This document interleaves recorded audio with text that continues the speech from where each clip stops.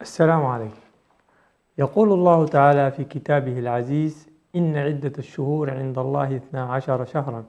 وقال عز من قائل: يسألونك عن الأهلة قل هي مواقيت للناس والحج. ويقول جل في علاه: لتعلموا عدد السنين والحساب. صدق الله العظيم. عام هجري جديد مع ترقب لشهر ربيع الأول، والذي ولد فيه الرسول صلى الله عليه وسلم أعظم الخلق. والعام الهجري الجديد الذي لم يزل لعصور هو التقويم المعتمد في كل بلاد المسلمين حتى وقت قريب، ثم تم استبداله بالتقويم الميلادي. فمتى بدأ التاريخ الهجري؟ ومن أول من عمل به؟ ولماذا الاعتماد على الميلادي دون الهجري في أغلب بلاد المسلمين؟ نجيب على هذه الأسئلة وأكثر مع فضيلة الشيخ الداعية الدكتور حسن سلمان. فمرحبا بك. أهلا وسهلا، مرحبا بك وبالمشاهدين، وعودا حميدا بعد فترة من التوقف في هذا البرنامج، ونسأل الله سبحانه وتعالى التوفيق والسداد. حياكم الله، حياكم الله فضيلة الشيخ الدكتور، ومرحبا بك مجددا بعد غياب طويل، والمشاهدين في ترقب يعني. طيب، في بداية الحديث شيخنا، لو تأخذنا في جولة حول قصة التاريخ الهجري نفسه، ومن أول من عمل به. الحمد لله رب العالمين، والصلاة والسلام على رسول الله الأمين وعلى آله وصحبه أجمعين. أما بعد، موضوع التاريخ والتأريخ بشكل عام له ارتباط بعنصر الزمن في حياة الإنسان. فلو لم يكن هنالك عنصر الزمن لكانت هنالك الكثير من الإشكالات. وعنصر الزمن حقيقة يبنى أو تبنى عليه الحضارات بشكل عام، كما ذكر ذلك العلامة مالك بن نبي في قوله بأن الحضارة تتكون من 3 عوامل: الإنسان والزمن والموارد.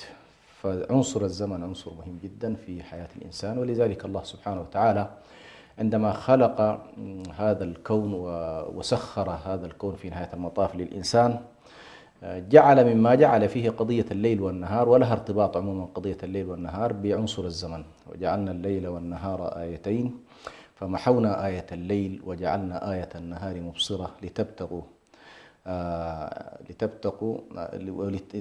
فضلا من ربكم ولتعلموا عدد السنين والحساب. إذن العلم بقضية السنين والعلم بموضوع الحساب له علاقة بمسألة الليل والنهار، وله علاقة بتعاقب الشمس والقمر وما إلى ذلك. أضف إلى ذلك تترتب عليها في حياة الإنسان الكثير من الأشياء، تترتب عليها قضايا العمل، تترتب عليها قضايا الراحة، النوم، اليقظة. في حياتنا الدينية كذلك تترتب عليها الصلوات، وتترتب عليها الصيام، ويترتب عليها الزكوات، ويترتب عليها الحج. إذن عنصر الزمن عنصر مهم جدا في حياة الإنسان. ومن هذا الجانب لما دخل الصحابة رضوان الله عليهم في فترة عمر بن الخطاب رضي الله عنه، كان هنالك مراسلات يكتب عمر بن الخطاب رضي الله عنه رسائله للولاة. فمن أوائل من التفت من ولاة عمر رضي الله عنه لمسألة غياب التاريخ في الرسائل أو في المكاتبات هو أبو موسى الأشعري. كان أحد ولاة عمر رضي الله عنه، فقال له: يا أمير المؤمنين، تكتب إلينا كتبا ولكن خالية من التاريخ. فلو أننا أرخنا هذه الرسائل. هنا التفت عمر رضي الله عنه إلى مسألة أهمية فعلا أن يكون هنالك للمسلمين أي يعني ما يعدون به أيامهم، وهذه سبحان الله حالة عموما في كل البشرية، كل أمة لها هذا النوع من الأداء ومن العمل. فبدأوا يفكرون ماذا يفعلون، من أين يبدأ التاريخ. فعلى كل أدلى بدلوه بحضرة أمير المؤمنين رضي الله عنه. فمنهم من أراد أن يؤرخ بمولد النبي صلى الله عليه وسلم، ومنهم من أراد أن يؤرخ ببعثة النبي صلى الله عليه وسلم، ولكن رست في النهاية الأمور إلى أنهم يؤرخون بهجرة النبي صلى الله عليه وسلم، فجعلوا تاريخ الأمة يبدأ من هجرته عليه الصلاة والسلام. وعلل ذلك عمر بن الخطاب رضي الله عنه بقوله قال تلك الهجرة فرق الله فيها بين الحق والباطل، يعني هي نقطة فاصلة بين مرحلتين، وكأنما كان هنالك تزاحم في مكة ما بين المؤمنين والكفار، ولم يحصل المفاصلة ولم تحصل عملية الفرقان. وبالتالي من هذه اللحظة بدأت المفارقة والمفاصلة الكاملة.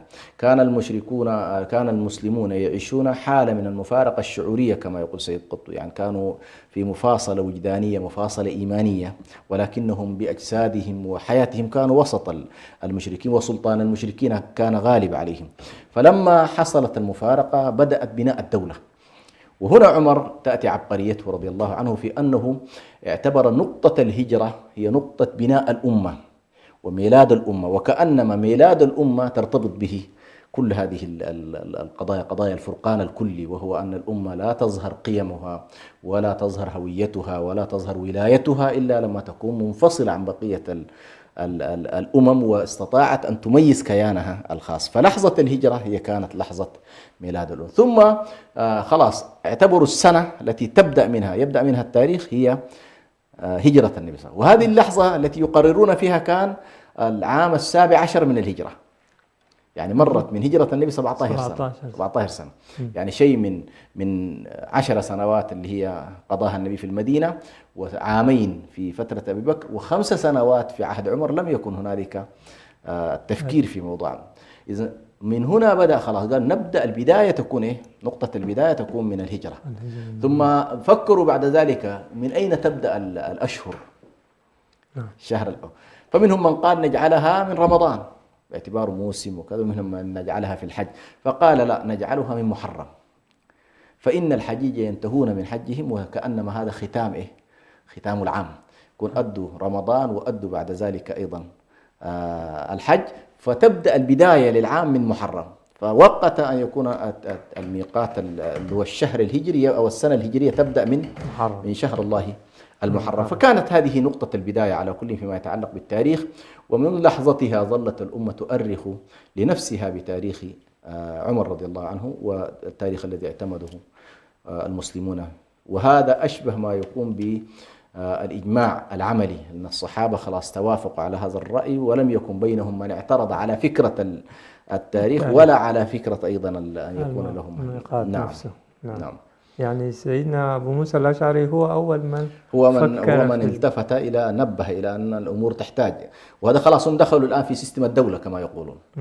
سيستم الدولة والمراسلات والأمور وكذا تحتاج. وسبحان الله، يعني كان من الأشياء اللافتة في الدولة الإسلامية أن مع عمر بدأ منطقة تأسيس، منطقة المؤسسات، بما فيها قضية إنه والله المراسلات وتاريخ المراسلات وحفظ المراسلات، هذه كلها تقريبا بدأت كدولة حقيقية. بدأت الدواوين وتدوين الدواوين، هذه كلها على كل ديوان الجند ديوان كذا، هذه كلها بدأت مع عمر رضي الله عنه.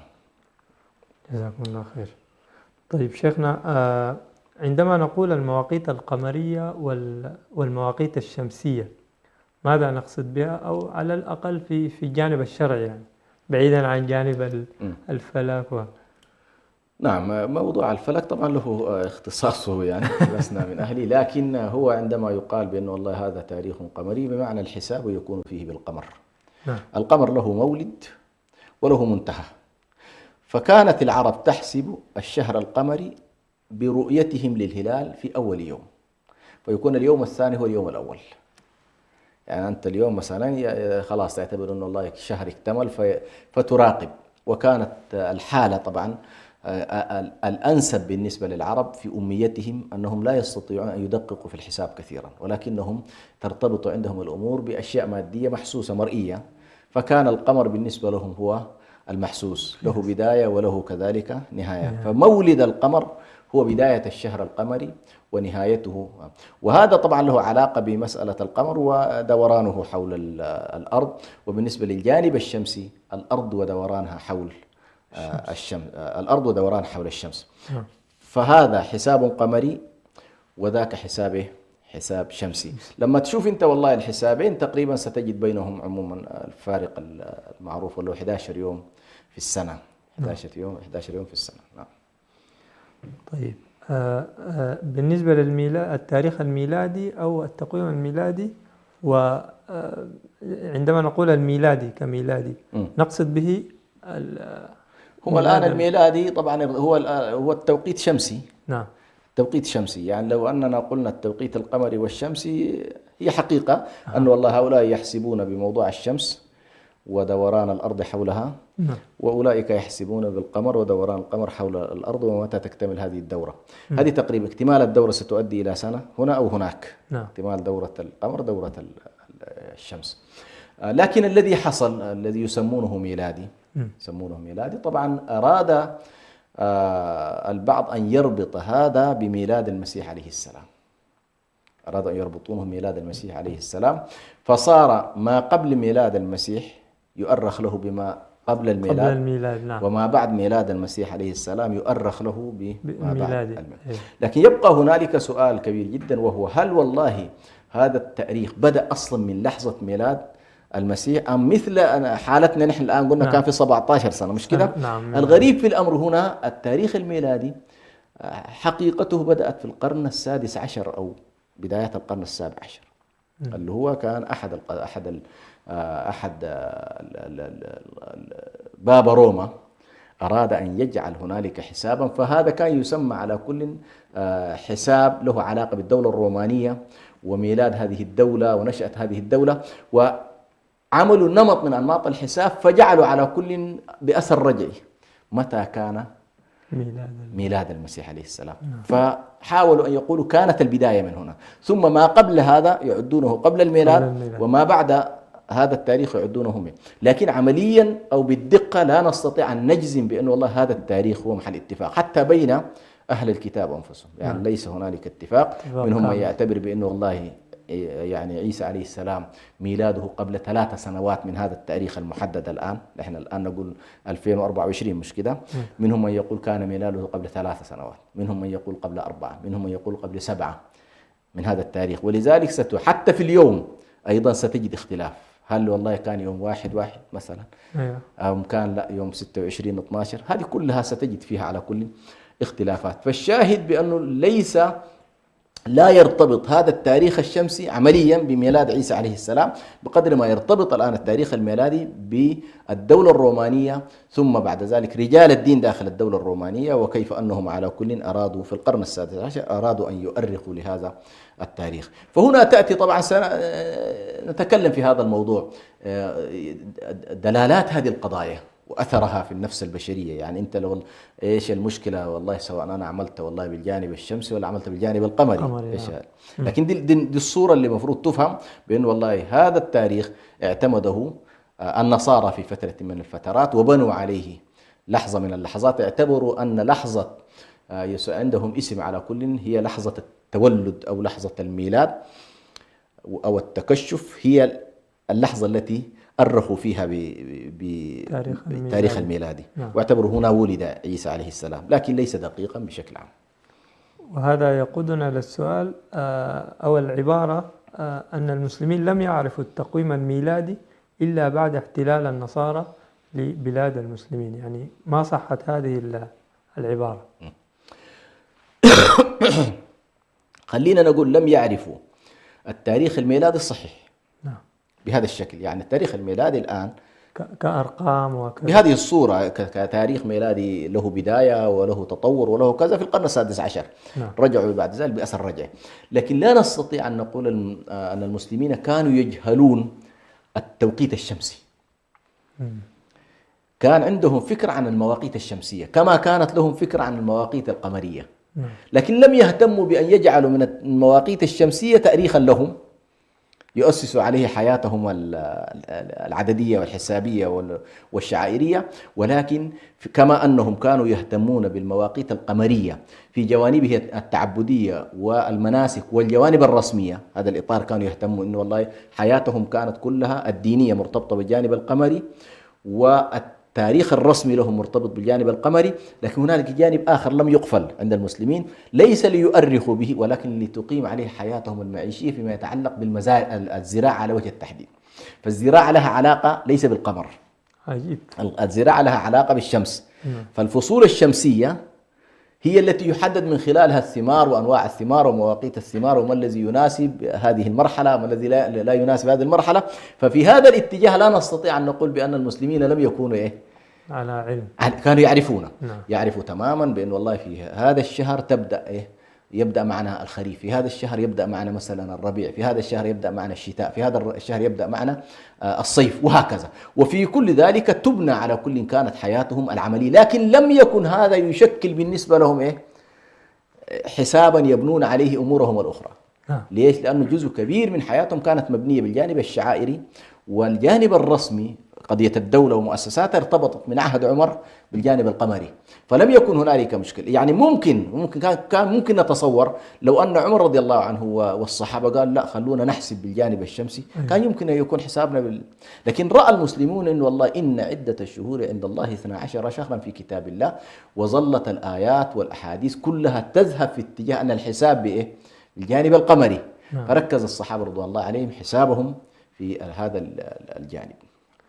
بارك الله فيكم. نعم. فضيلة الشيخ، مع تتبع التواريخ والتقويمات مر علي مصطلح الأزياج أو حساب حركة النجوم والكواكب، ومصطلح الفلكيين يعني هل في تأصيل أو في يعني جانب شرعي أو يتحدث عن الفلكيين؟ هو أولا موضوع الفلك طبعا كخلق من أعظم خلق الله تبارك وتعالى عالم الأفلاك وعالم المجرات وعالم النجوم وعالم السماوات. هذا العالم الذي نجهل عنه الكثير جدا، وهو سبحان الله يعني نحن بالنسبة لهذا العالم الذي لا نعرفه نكاد نكون نقطة في البحر. نعم.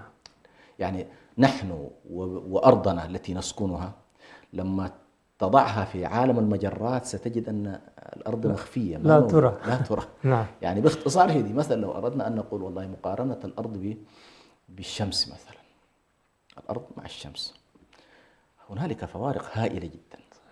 عندك المجموعة اللي معروفة بمجموعة الثريا، هذه المجموعة بسيطة جدا من النجوم. أنت الآن كده لما تشوفها يعني بالعين المجردة ممكن تصل 20 15 كذا. لما تستخدم المجهر تكبر الشغلة بترى ممكن إلى 50. لكن في حقيقتها علماء الفلك يتكلمون عن أن هذه المجموعة البسيطة اللي نسميها الثريا هي في حدود 500 نجم. من 1 إلى 250 منها أكبر من الشمس، وأنت تشوفها الآن بسيطة وصغيرة جدا ولا نراها. شوف هذا البعد الذي بيننا وبين هذه الكواكب. طيب هذه مجموعة صغيرة جدا ممكن نعمل لها دائرة حمراء في وسط السماء. يعني أنت بالليل كده بنشوف والله مجموعة السماء تعمل لها دائرة. الدائرة هذه صفرية بالنسبة لي لما نراه من نجوم في السماوات. طيب هذا العالم لذلك لما أقسم الله سبحانه وتعالى بقوله فلا أقسم بمواقع النجوم وإنه لقسم لو تعلمون عظيم. ثم ربط هذا بقوله إنه لقرآن كريم. يعني علاقة القسم بالنجوم بالقرآن الكريم هي صحيح. يعني القسم له تعلق، يعني هذا القسم والله لا يقسم إلا بعظيم، إنه أراد أن يؤكد على عظمة القرآن، لكن في معنى آخر إنه والله كما أن مواقع النجوم منضبطة ودقيقة وتجري وفق السنن ومنظومة كونية ونظام كوني، ذات النجوم القرآنية أيضا بنفس الطريقة. اللي هو حركة التنجيم والوقوف بين الآيات بنفس السيستم. فكما أن هنالك نظام كوني منضبط فهنالك نظام شرعي منضبط. فهنا الجانب التأصيلي أنه كلما تعمق الناس علميا في قضايا الكواكب وحركتها ودورها بطبيعة الحال سيكون أكثر تعريفا أو أكثر معرفة بعظمة الله وقدرة الله في خلقه، ولهم كذلك سيكون معرفة بطبيعة الحال أيضا في مسألة المواقيت ومسألة ما يترتب عليها بعد ذلك. يعني الآن قضايا الصيف والشتاء والربيع صارت خلاص الناس بقت عندها بهذه الحسابات التي تتكلم. فموضوع علم الأزياج إن صح التعبير هذا العلم له علاقة بعلم الهيئة عند الفلكيين اللي هي هيئة الكواكب ومواقعها ومظانها والأرصاد الجوية كل هذه تقريبا لها علاقة بهذا الجانب. فصارت الآن علم، صارت علم من العلوم، وكلما كنت دقيق في حسابها كنت دقيق في التوقعات والتنبؤات التي يمكن أن. وطبعا هنا لا يدخل بطبيعة الحال هذا في الرجم بالغيب، لأن هذا علم خلاص أنت أشياء مكشوفة مقدمات تؤدي إلى نتائج، فلا يسمى ذلك.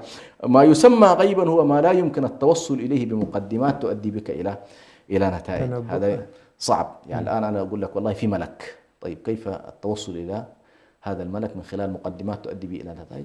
لن أجد. مش كذا أقول لك في جنة في نار، هذا غيب لاحظت. لكن أنا أقول هنالك قوانين، هنالك نظم لها علاقة، الله سبحانه وتعالى وضع سنن، وضع نواميس لهذا، استطعت أن تتعرف عليها ستكون أكثر قدرة في التسخير، لأن هذا الكون سخره الله. طيب ما دام أنه سخره الله لك، فالذي هو أكثر قدرة على معرفة نظمه وقوانينه هو الذي سيستثمر هذا الجانب. فعلى كل هذا الاتجاه هو من يؤدي هذا. فوائد هذا طبعا ستكون عليه فوائد كثيرة جدا فيما يتعلق خصوصا بالتوقعات والاحتمالات ودراسة التنبؤات بشكل عام. أي نعم، يعني ممكن أشياء كثيرة جدا لها علاقة على كل بهذا العلم.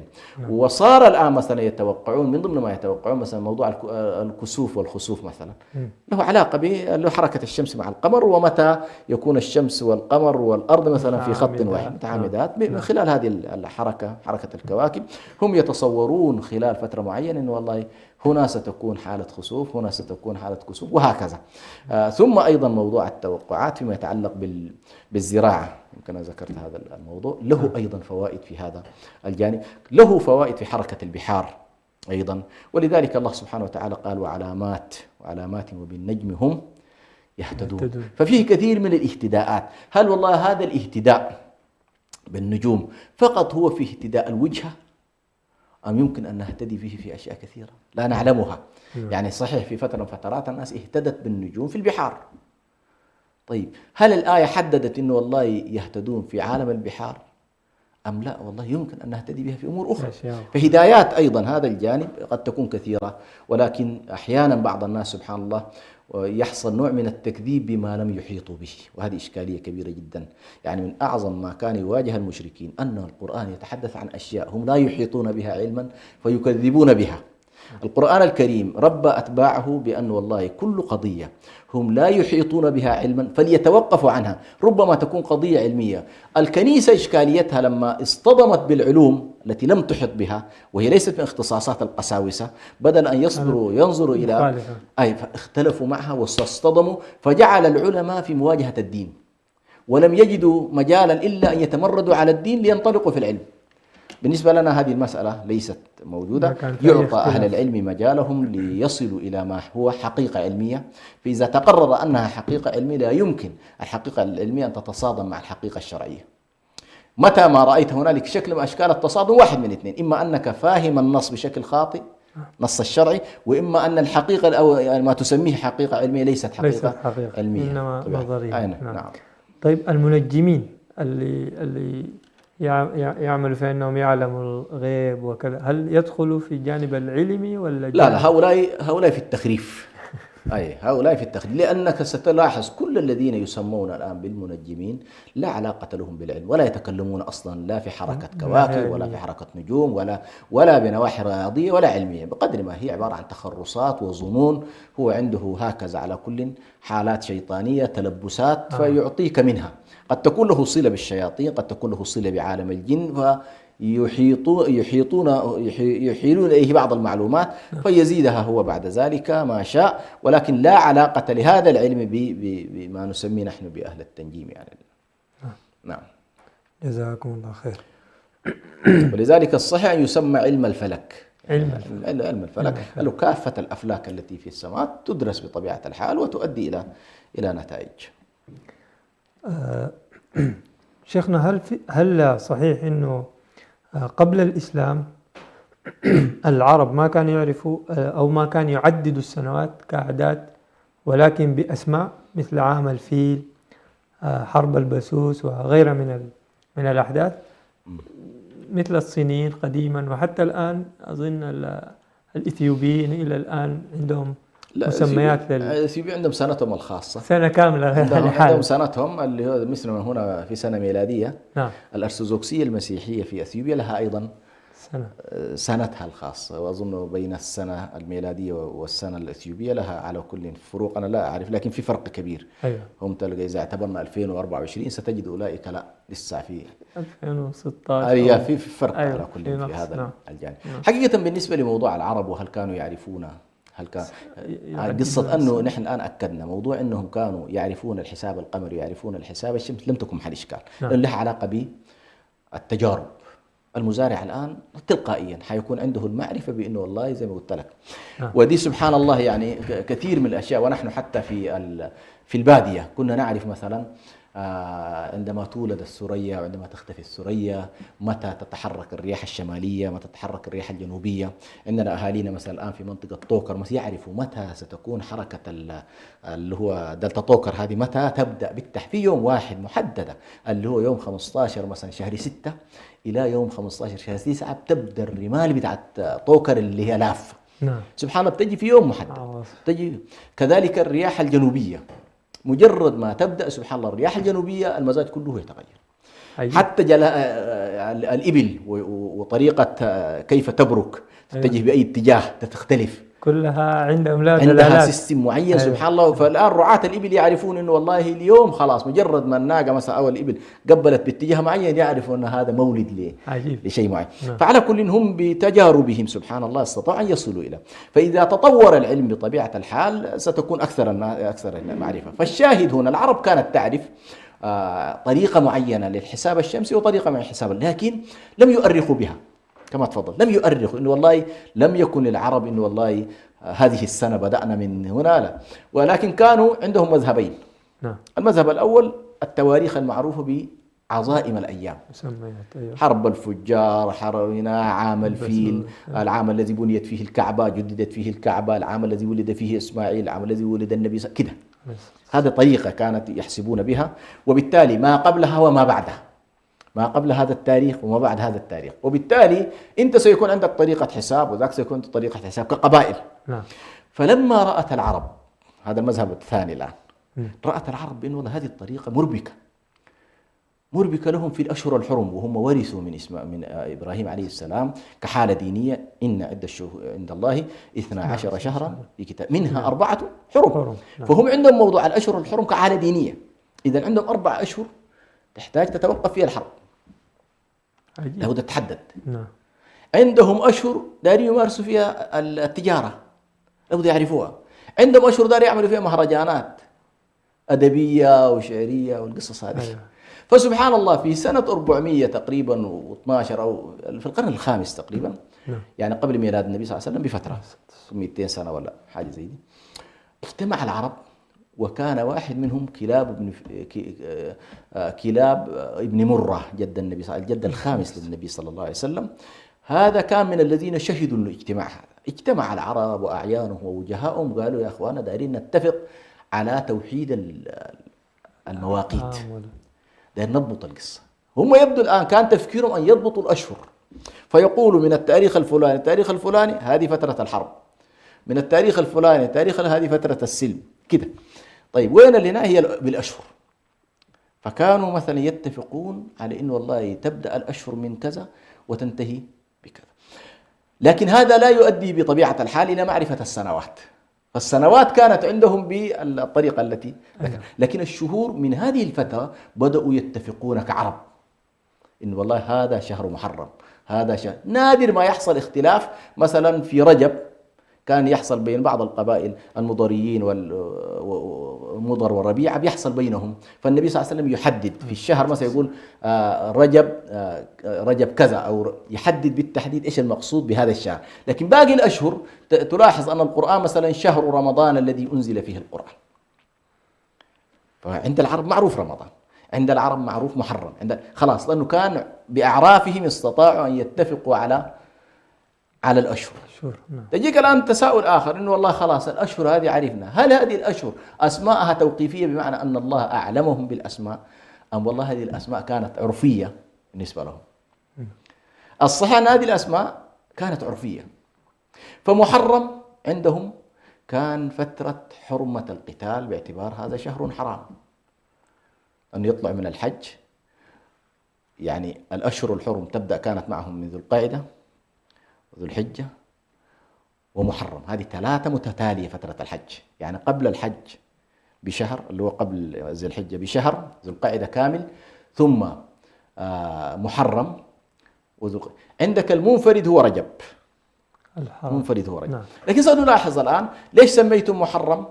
قالوا كان ده يقودنا للسؤال شيخنا. نعم. إنه مسميات الشهور يعني عند العرب محرم وصفر وحتى أيوة هذه التسميات أحسن. نعم. الصحيح والله أعلم أنها تسميات عرفية، بمعنى الفترة التي يحرمون فيها القتال يسمونه محرم. نعم. الفترة التي تصفر فيها البيوت والمواقع اللي هي معناها تخلو من أهلها لأنهم ينطلقون للقتال، طلعوا من محرم أيوة. يتحركوا في القتال، فكانت المناطق تخلو القرى وتخلو البوادي فتصفر البيوت فيسمونه صفر. الربيع خلاص دخل عليهم ربيع الأول، ربيع الثاني، فترة الربيع. نعم. لاحظت؟ جماد الأول جماد الثاني هي فترة تجمد المياه، تجمد يعني تظهر فترات ثلوج في هذا الشتاء. أيوة. مش كده؟ فترة رمضان كان في قمة الحر من الرمضاء. نعم. طيب حيجينا بعد كده أشهر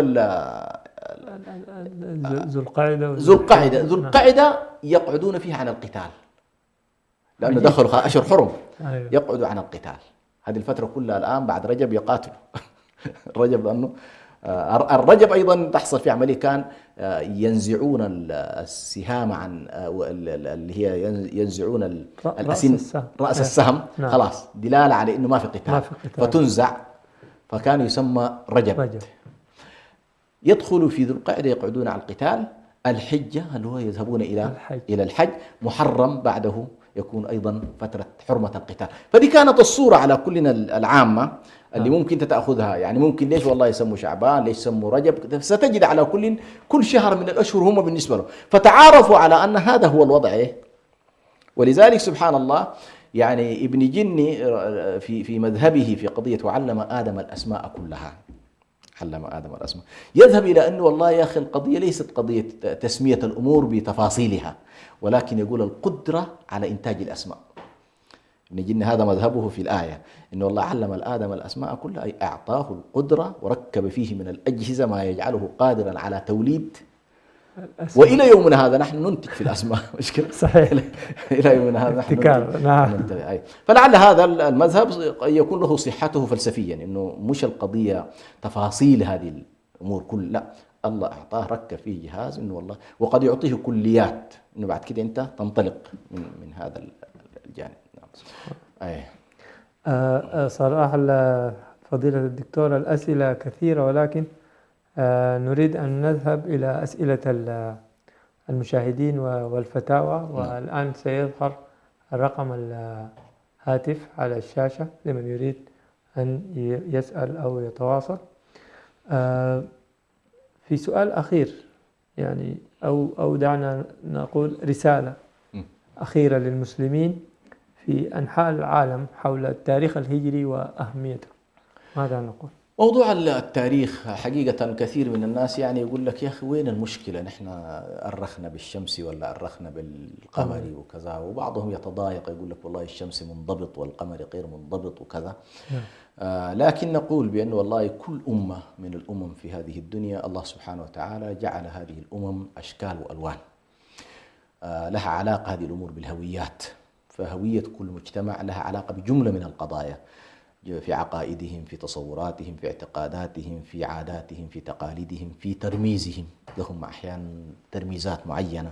ليش كل شعب والله يصر على قطعة من القماش يعتبرها هذا هو العلم الذي يرفعه، هذه الراية التي يعتز بها، ويمكن تموت آلاف مؤلفة في هذه الراية نفسها اللي هي الله يتخذوها بالنسبة لهم رمزية منها.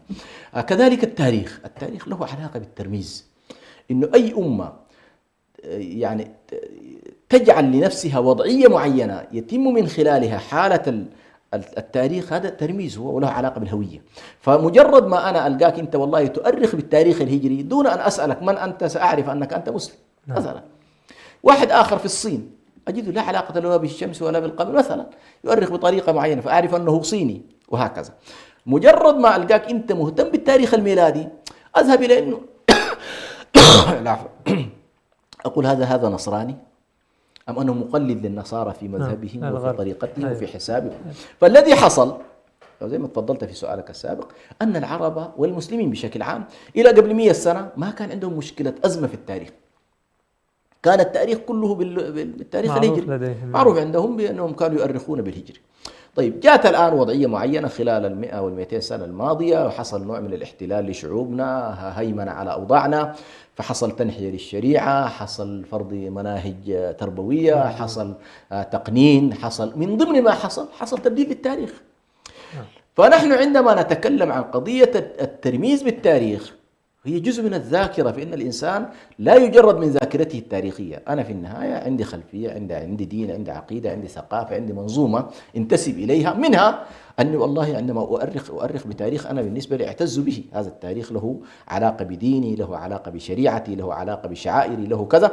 وبالتالي نحن نقول لا بد للمسلم أن تكون له خصوصيته، وأن تكون له رمزيته، وأن يكون له تاريخه الذي يعتز به. من ضمن هذا التاريخ أنه أنت والله تنتسب إلى أمة عريقة جدا لها 1440 سنة، وبالتالي هذا التاريخ له دلالاته أيضا العميقة جدا في النفس الإنساني. وبالتالي على المسلمين أن يحيوا هذا التاريخ وأن يتمسكوا به، خاصة دولهم. للأسف الشديد بدل ما الناس تمشي في اتجاه التأصيل واتجاه الترميز الديني، كثير من الدول بدأت حتى الذين كانوا يحرصون على التاريخ الهجري بدأوا يتخلون عن هذا الجانب وعادوا إلى التاريخ الشمسي. وهذه في نهاية المطاف أنت تدخلك في حالة الخمة العالمية اللي هي الآن ما نسميه نحن بمنظومة الهيمنة الصهيو صليبية. هذه الهيمنة التي أدت إلى أنه والله تجردنا من كل شيء. يعني بعد فترة حتى يمكن أن تقول، يمكن أن تجردك عن أسمائك، يمكن أن تجردك عن مناهجك، يمكن أن تجرد أشياء كثيرة. فالتنازل البسيط يجر بطبيعة الحال إلى تنازلات كبيرة، والله أعلم. الآن ننتقل إلى الأسئلة والفتاوى. أخونا علي إبراهيم من روسيا يسأل عن مناداته لأعمامه وأخواله بأسمائهم مجردة وهم أكبر منه سنا، فهل في ذلك إثم أو تقليل أو احترام أو قلة أدب معهم؟ هو هذه على كل من الأمور سبحان الله الاجتماعية العرفية، من الأمور الاجتماعية العرفية، ولكن الدين يوجه دائما في تهذيب هذا النوع من طريقة التعامل. قل لعبادي يقولوا التي هي أحسن. الآن لاحظ أن تنادي العم بيا عمي أو أن تنادي الوالد بيا أبي، طبعا مسألة منادات الوالد والوالدة بأسمائهم هذا ينافي البر، دي ما فيها. أن تقول لأمك يا فلانة أو لوالدك يا فلان، هذا ليس من البر، بل قد يدخل والعياذ بالله في مسألة العقوق وعدم الاحترام. لكن كذلك الأعمام والأخوال والجدود، هذا كل هؤلاء أن تناديهم بأوصافهم وتناديهم باعتباراتهم النسبية أقرب إلى النفس وأقرب إلى المرحمة من أن تناديهم بأسمائهم المجردة. فهذا على كل الأنفع والأفضل أن لا تنادي هؤلاء، لأنه أقل ما نقول بأنه ينافي الأدب، والإسلام حريص على الآداب، ومنظومة الآداب منظومة أصيلة لها علاقة بالأخلاق، لها علاقة فكلما ارتقيت أنت في منظومة التعامل الأخلاقية كلما ارتقيت في علاقتك بالناس، وخصوصا الأقارب الذين يتصلون معك بالرحم. وهذه سبحان الله كانت حتى في فترة الصحابة رضوان الله عليهم وما بعدهم، كثير من الصحابيات تكلمنا عن أنه ما كنا ننادي أزواجنا مثلا بأسمائهم. عجيب. أيوة. كانت المرأة مثلا تنادي زوجها بيا سيدي يا كذا. كثير منها الآن تجده في الشام إلى الآن سبحان الله متمسكين بهذه المرأة لا يمكن أن تقول لزوجها يا فلان مثلا. حتى عندنا نحن في إريتريا طبعا ما كانت، لا نعرف أصلا المرأة تنادي زوجها، مستحيل أن تسمع أن والدتك أو أن نادته يوم من الأيام باسمه، إما أبو فلان وإما تناديه بترميز على كل. عندنا في الأسماء نفسها التحوير، فإذا زوجها اسمه عمر مثلا تقول خطاب، وإذا زوجها اسمه إبراهيم تقول خليل، وهي تخبر آخر، لاحظ مش تخاطبه، ما يمكن تخاطبه حتى بخطاب ولا خليل له، هي أبو فلان أو أم فلان، لكن وهي تخاطب الآخر لا تنطق اسمه المجرد إلا محمد عليه الصلاة والسلام. طبعا هذا الوحيد سبحان الله الذي لا يحصل فيه أي ترميز أو ما فيه، يعني محمد، لكن باقي الأسماء يحصل فيها هذا التغيير. فهنا على كل نحن نقول بأن كلما ذهب الإنسان في اتجاه التعظيم، في اتجاه التفخيم، في اتجاه إشعار الطرف الآخر بالقرابة التي بينك وبينه، فهذا أدعى بطبيعة الحال للصلة الرحمية. نعم. سائل يسأل: هل يمكن أن يؤثر صرف الرواتب بالأشهر الميلادية عن الهجرية، والتي يمكن أن توفر 11 يوما خلال السنة؟ وغالبا التأثير هنا سيكون التأثير في الزكاة. نعم. يعني الزكاة هي بالأشهر القمرية، فلو واحد قام يعمل والله زكاته بالأشهر الشمسية حياكل زي ما يقول 11 يوم. أحصل حياكل 11 يوم، و11 في 11 في 11 حتلقى بعد فترة إيش أكل ربما أشهر يعني. والصحيح أن الاحتساب يكون بالأشهر أشهر القمرية في موضوع الزكاة، لكن بعد كده قصة العمالة وكونه والله تحتسبها بالشهر الشمسي أو هذه ممكن أن تكون قضية عرفية، إنه والله الراتب بأي شهر يكون، لكن زي ما قلنا نحن إذا ذهبت الأمة إلى اتجاه إنه والله تاريخها حسابها كذا يكون بالأشهر القمرية، فطبعا هذا الذي يفضل والأنسب لها يعني. فضيلة الشيخ، يعني ما زالت الأسئلة، ولكن إن شاء الله نتركها في الحلقة القادمة. يقول الشاعر: يا هجرة المصطفى والعين باكية، والدمع يجري غزيرا من مآقيها، يا هجرة المصطفى هيجت ساكنة، من الجوارح كاد اليأس يطويها.